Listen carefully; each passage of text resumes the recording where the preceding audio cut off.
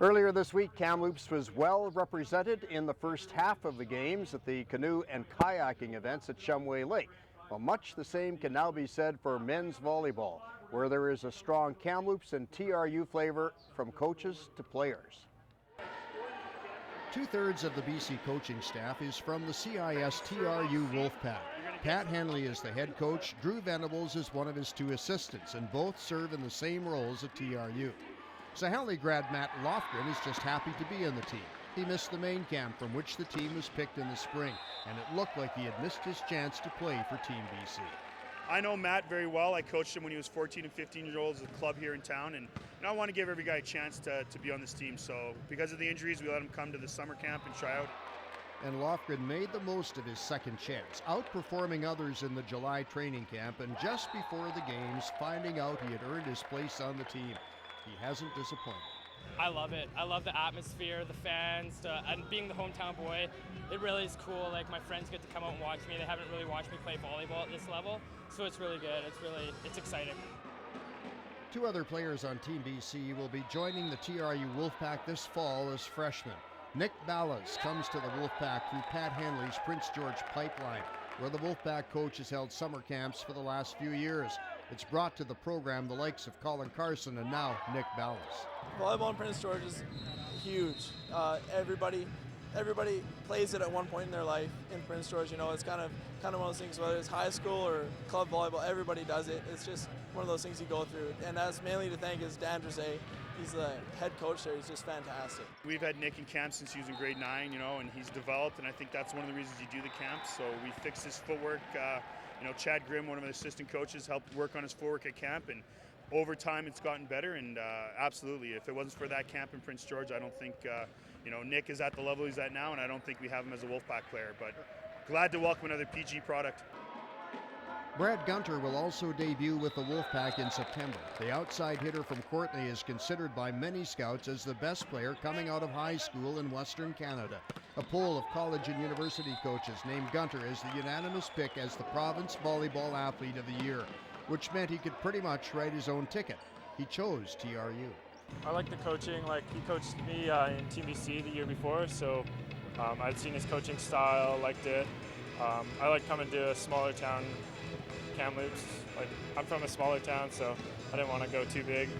No, he's a big guy. He's a lefty. Lefties, or as everyone knows, are unusual. It's just like a left-handed pitcher. People don't see it all the time, so it puts a little bit of wrinkle into an offensive scheme. So, I think Brad's going to have an excellent career, and I'm really looking forward to coaching him over 5 years.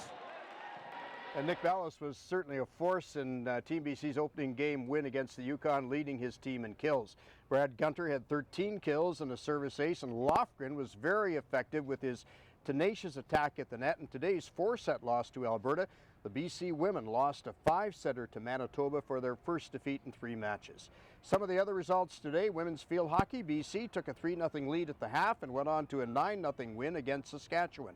BC has been the dominant rugby force in every Western Canada summer games before this, and that hasn't changed, with BC putting up some big numbers, winning 2 more games today to go to 5-0. In soccer, the BC women improved to 2-0 with an 8-0 win over the Northwest Territories. The soccer men were idle today. One of the closest competitions of the game so far was in the 80K mass start road race in cycling. A sprint to the finish by the top 4, with Ann Shappert from Manitoba winning gold, but by the slimmest of margins. Tori Spence of Kamloops just missed out on the podium, 0.8 of a second behind the gold medal winner. Well, it's been said that the family that plays together stays together, or several variations thereof, and that is certainly the case with one family from the Yukon, who are all involved in the Western Canada Summer Games and in the same sport.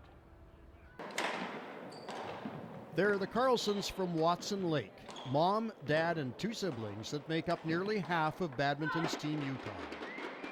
The Carlsons are badminton in the Yukon, in my opinion. Janice is the manager of the team, which includes son Jason and daughter Vanessa among the 8 players. Randy Carlson is the head coach of Team Yukon. So we've done a couple of Arctics. This is our second Westerns, and so many people say get your kids involved in something to keep them out of trouble, and this has just been a godsend for us. Well, it's been a great opportunity for our family. I mean, it's a great holiday for the summer in a way, but we work at it all year, so it's it's a great time together. It's a pleasure to be with my kids here and the rest of our team and the other athletes. It really energizes us, I think, as parents and as coaches.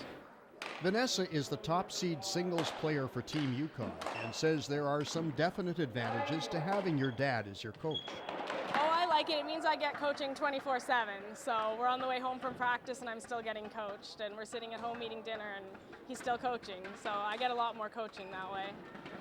Jason also plays singles and then teams up with Vanessa for mixed doubles. Both are intense players on the court and show the emotions that come with winning or not winning. And while the family that plays together stays together, it's not always without challenges. It can get a little frustrating once in a while, more often in practice than actually at the tournaments. At the tournaments, we know what to do. We've done it all before in practice, and it's just putting it into action. But at practices, sometimes it can get a little crazy, but we just know when we need our space and go. This beautiful facility here, lots of room to go and hang out and do your own thing, so it's nice. Since leaving Kamloops 10 years ago, where she was athletic director of what was then UCC, Tracy Bilski has become the executive director of Sport Yukon. She's also a sports psychology consultant, working closely with the athletes of Team Yukon. They're very, very supportive of one another, and they know what they know when one another gets elevated, and they have some skills in order to calm each other down. So it's perfect.